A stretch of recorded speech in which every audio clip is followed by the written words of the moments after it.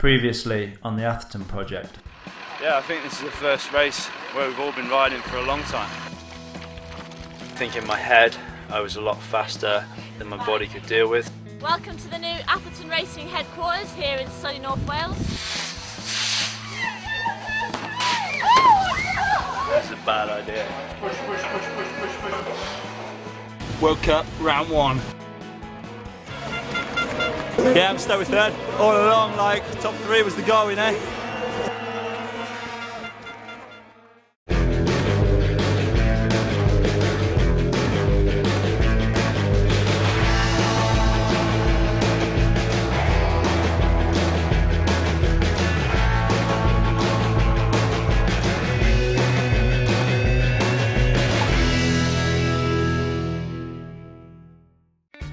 Danny Mack's in the house. Thought he'd make the trip down from Scotland. Over the last few years, Danny McCaskill has turned himself into a household name. His videos and YouTube clips have shown the public what is possible on a mountain bike. So we've known Danny Mack a few years now. We've never actually been riding with him around our place, so it'll be an experience to see what he can do. Yeah, this is a pretty ideal setup we've got here. One day I aim to have something like this, but I think it'll only be me that's manning it. G quite particular about his sticker position. Yeah, he's quite particular about lots of positions. I don't know if it's anything to do with stickers though. What? I think you've got some mechanics that needs to be done. What's this bit? That's the clock hold and my shoelace is holding it on. Pro setup. What about this noise? Can I get that fitted? Totally fine. I don't know what you're talking about. Getting you off this rock and then after over the wall. Really? Well, not over the wall, onto it. I don't see how he's going to do it. I reckon he can do it. This is his warm up as well. Straight out of bed. 20 cups of coffee. Up over the wall. Yeah, done! Ow.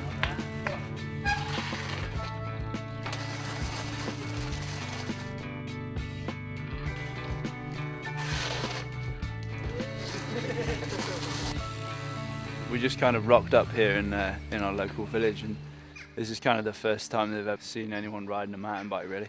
Teaching them a whole new way of life with Danny McCaskill.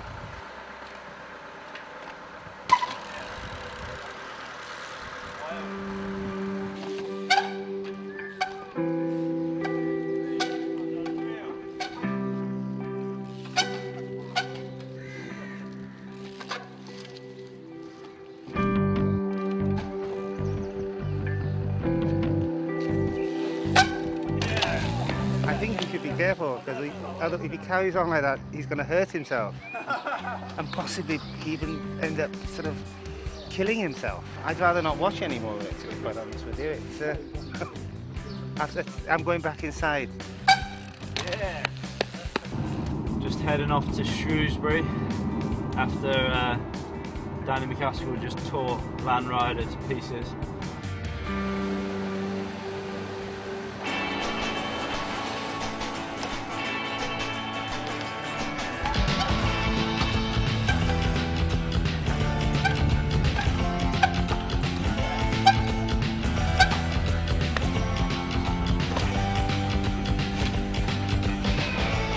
They never ride street, they're really, really good.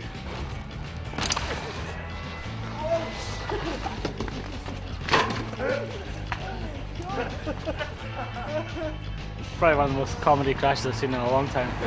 It was amazing. It just all kind of panned out exactly kind of how you imagined it. Wasn't going to go well. It was a slippy bank.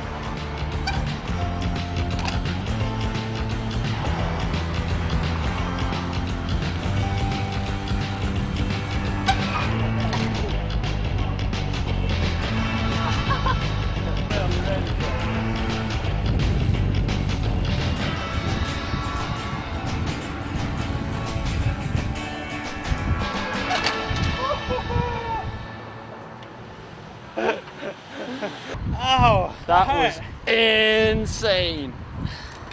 It's when you're riding stuff like that, you're kind of expecting it half in your mind. But then you kind of, when you do it over and over, you start getting a confidence. Yeah. Ow. So these last few days riding with Danny have been pretty inspirational, you know. Even Danny, you know, who's the best kind of rider out there at that sort of stuff, still misjudges a rail or misjudges a gap, and it's so easy to make those mistakes. And I guess now it's something I definitely kind of judge now, is the risk, you know, is it worth it? You know, you weigh it up in your head, and if it's not worth it, then I'm not gonna do it. Coming back up to the dirt jumps a few days before we leave to my first World Cup.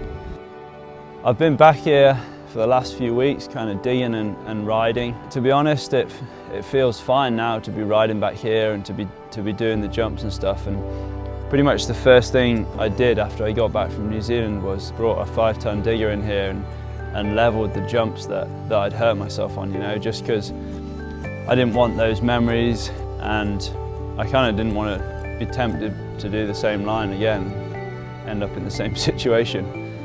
When I first hit the floor and I was led there, I thought it was bad, yeah, but I didn't think I'd broken my neck. I thought if I broke my neck it'd hurt like hell, and to be honest with you, it didn't really hurt as much as I thought it should.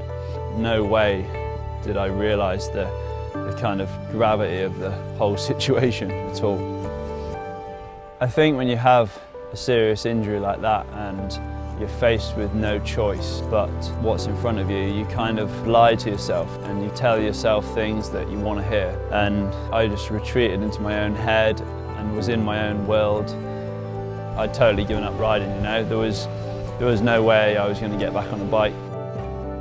I don't think I am over it, and I don't know if I ever will get over it. Like I said before, you have to put those thoughts aside and you have to move on with your life. And here I am, 3 days before I go up to the World Cup in Fort William, and it's pretty amazing. Like, it amazes me why I'm back here. But it's what I love doing and it's what I've always done, and like I said, I'm not finished with riding bikes yet. I remember the first time we came up here to Fort William to race. It was probably about 10 years ago. It was just like the most unreal track we've ever ridden. I remember thinking, this is where I want to be at, you know, World Cup stuff. Top of Fort William, first day of practice, just about to step out the gondola and go and smash it up. Me and Afi back in the game.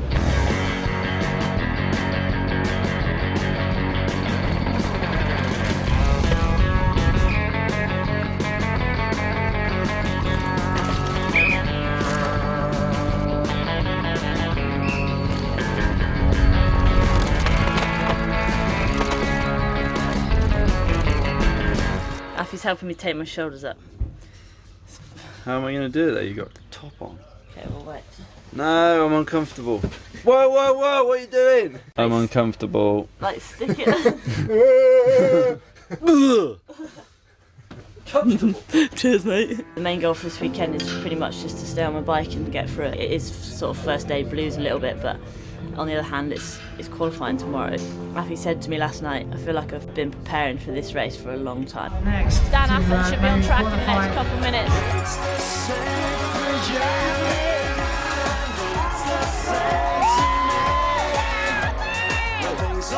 Qualifying was a real big deal. It was my first race back and I was really feeling the pressure. I don't know, I think I was so nervous because like I think after these next few races I'll know whether or not I can carry on racing. The Q&A, son. Anything you want to find out? You get yourself in that crowd. Not a bad run for you, second in the qualifier. Yeah, sitting second at the moment. I mean, it's always a bit of a tricky one here in Fort William. You know, you don't know if to get stuck in the qualifying and push as hard as you can and go for that win, or, you know, give yourself a relaxing day tomorrow, qualify mid-pack and, you know, have no pressure on yourself. But I needed the points and I wanted to get up there, so, you know, happy qualifying second. Race day and first World Cup back, just kind of battling with stuff in my head, like, do I want to go fast or do I want to just have fun? I keep changing my mind.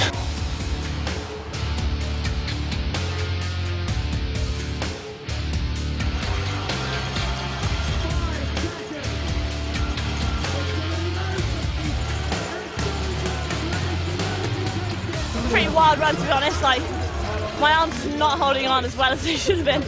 But, you know, I'm happy to lose to Tracy. She's an absolute machine. Can't believe it, you know, second place and close. Pretty happy. 5. Yeah! Dan is on track, but the brutal course takes its toll. Not on the rider this time, but on his bike. A flat tire delays his dream of a big comeback after his neck injury. It feels like I just keep getting smashed in the face. Let's go and watch G. You know, when you can win somewhere, it's not really that much of a help, you know. Every track I race on, I know I can win on, but it's just putting it together and getting the work done on the day.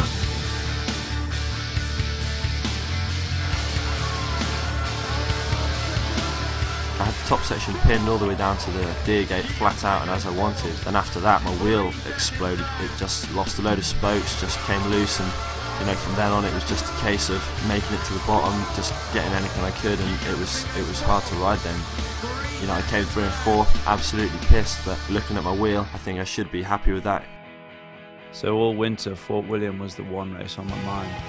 I knew it was going to be my first World Cup back, and I was so stoked for it to be in Fort William. Come race day, I had a few problems and it didn't quite end up going my way, but you know, no matter how you do at Fort William, you can't ignore the crowd, and the whole way down the track I was just hearing my name being shouted out and screamed, and it just keeps you so motivated to just keep charging and keep going. And at the end of the day, the fans here are just unbelievable. Year after year, Fort William never disappoints.